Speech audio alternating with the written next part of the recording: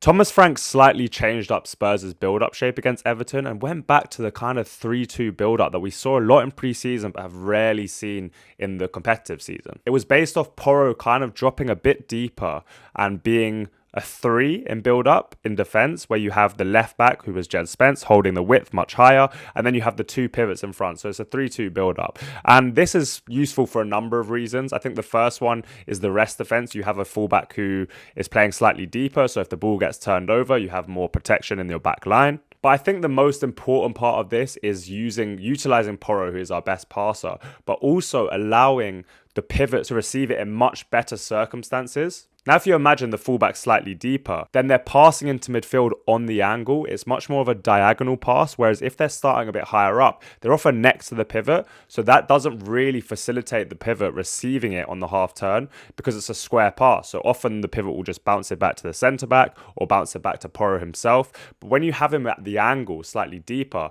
it allows them to receive it on the half turn and play forward. And I think those small differences make such a difference in the build-up phase. And obviously, there's been criticism of Paulinho and Bentancur not being progressive enough, but I think this 3-2 build-up shape really allows them to be able to turn on it and play forward. And it doesn't require a super high technical level to do this. It just needs that intent and the circumstances for it to be right. And I think Paulinho and Bentancur, while not being the most progressive players in the world, are more than capable of doing this, as are lots of our other midfielders.